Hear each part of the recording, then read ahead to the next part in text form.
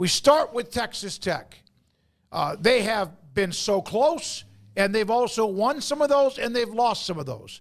Let that game get away from them against Colorado. Colorado just kept making plays. Next thing you know, they're winning the game. Let's start with the Red Raiders, Joey McGuire, and Texas Tech.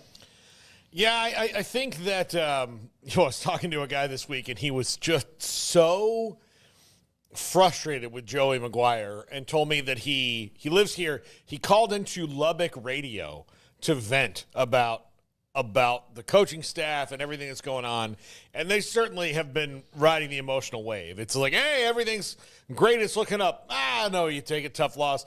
And especially these last two losses against TCU and Colorado are games that they were in control of at certain points during the game, and had things not gone a certain way, turnovers, penalty calls, whatever you want to say, they would be feeling better right now. But that has been the story of Texas Tech through several coaches now. It's that, you have these euphoric highs of winning, then they have these low lows where they just can't be consistent and keep on rolling.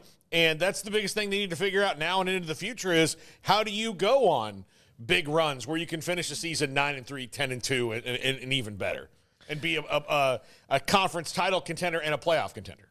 Yeah, I mean, Joey McGuire's got like these benchmarks that I don't think fans really want to hear after losses, but he sticks to them because they're still building blocks to the overall program health that are important, like certain streaks of making a bowl game, which they're going to do. They're going to make it for a third straight year, and to hear him tell it like they've never won 3 bowl games in a row. Like there's stuff like that, right, that you can build on. But the problem is that fans don't really want to hear those things. Like hey, great, you got to the bowl, but like we want to compete for the Big 12. Like we want to be at 8 wins now, not 6-4, and making excuses in some cases for why we lost, which, had that part about the TCU and Baylor game outcomes not come out with the headsets and all that. Maybe it's taken a little bit differently when you use Colorado, but then when the losses still are occurring and there's no excuse for it, then that starts to add up as well. So, it's just been a very frustrating year, I think, given their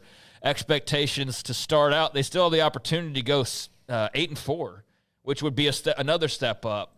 But again, it's just kind of hard to sell people on incremental steps versus, hey, let's be in Arlington and competing for a Big 12 title. And, how long does it take to get to that point? Well, they had a big opportunity this past weekend. I mean, they were up 13-0 in the first quarter, and then they just lost control of this game in the middle section, really got outplayed in the second and third.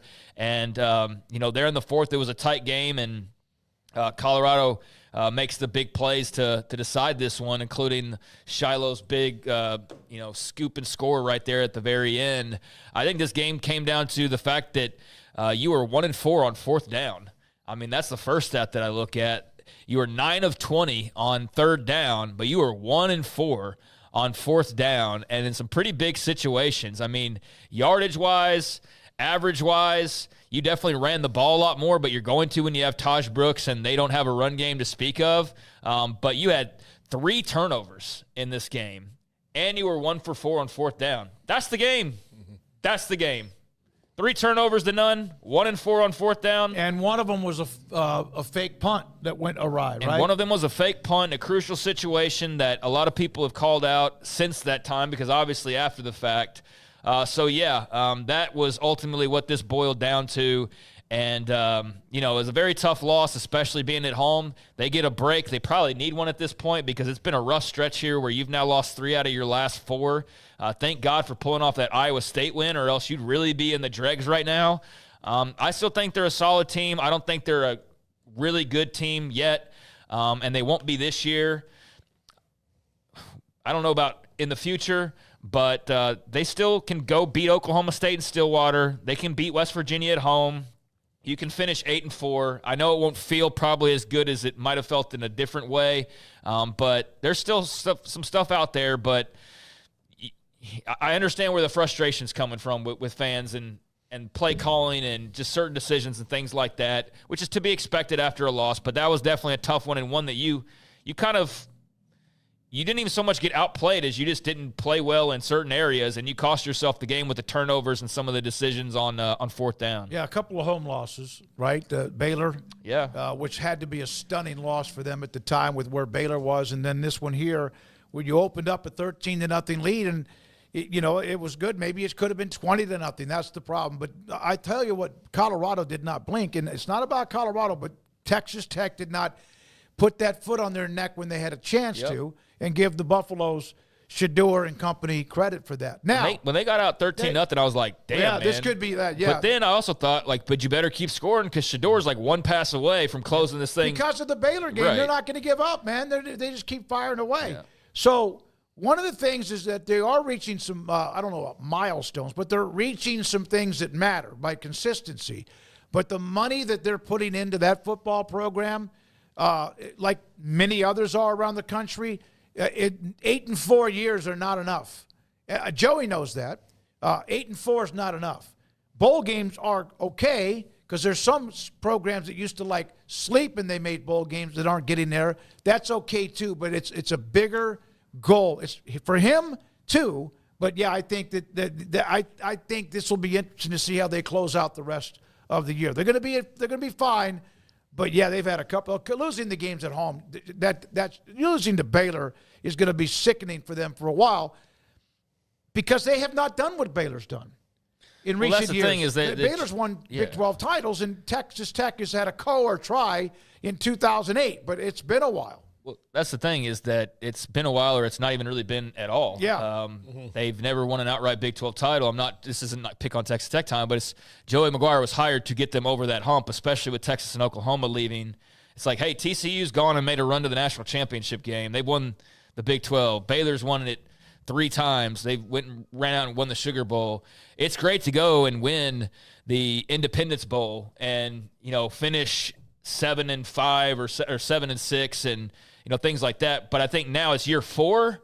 So it's like we need 9 wins. We need 10 wins to really see this thing taken off. And you're seeing kind of more of sort of the 7-8 barometer and whether or not they can break through that. But that was just another missed opportunity. And, obviously there's the frustrations with the Baylor game, the TCU game, but now this Colorado game as well. So you're looking around and you've won some close games, mind you, but you've also lost some close ones that would have been the difference in the frustration that is now sitting there versus, hey, man, we're like 7 or whatever the record would have been.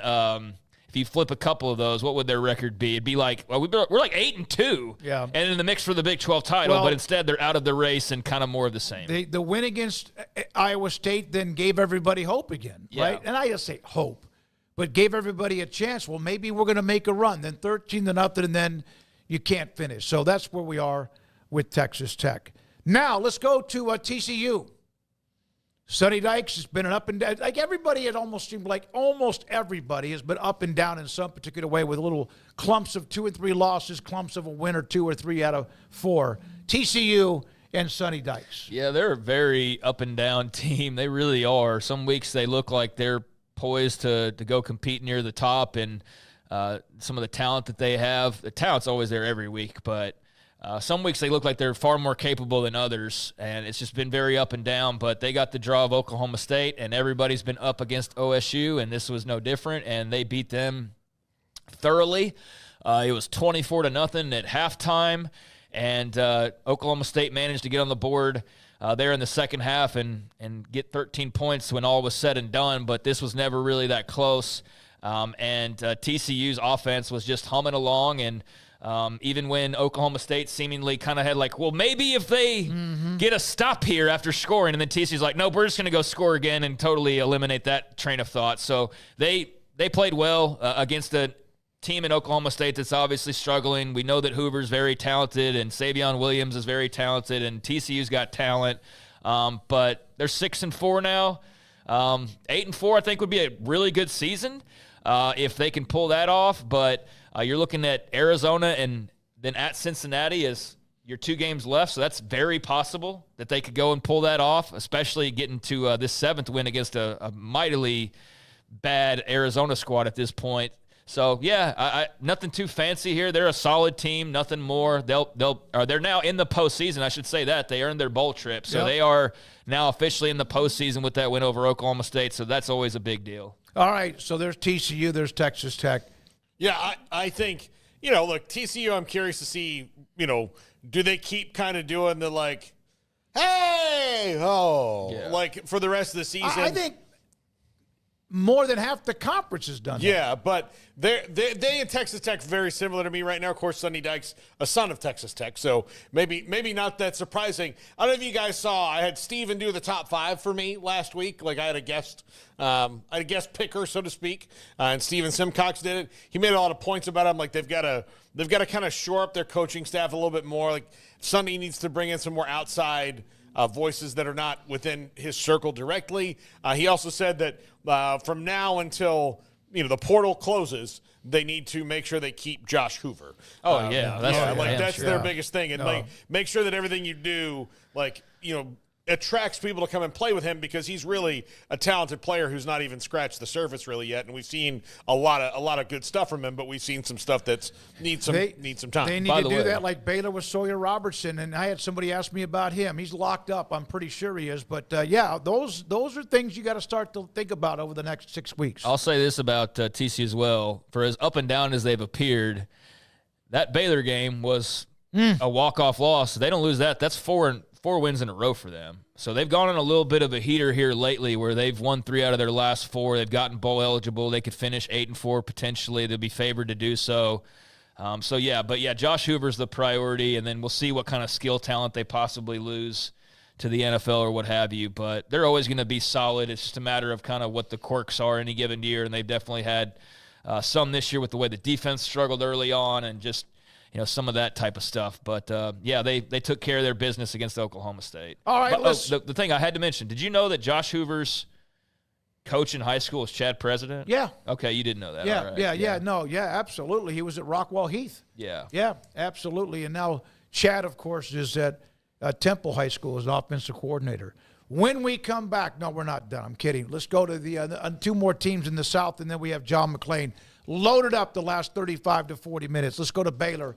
Had the off week. I think it would be helpful because the 2 buys it's interesting.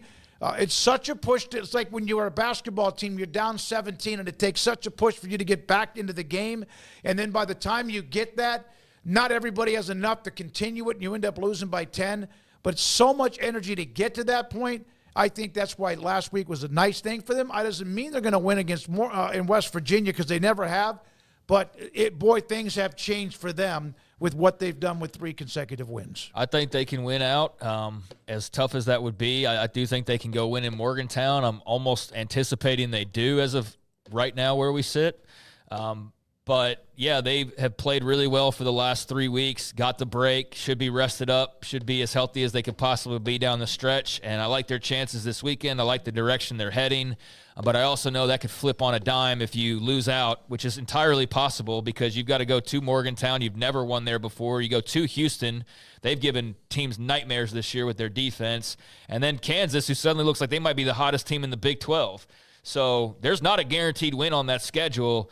But that's what's going to be hanging over their heads now is where's that next win?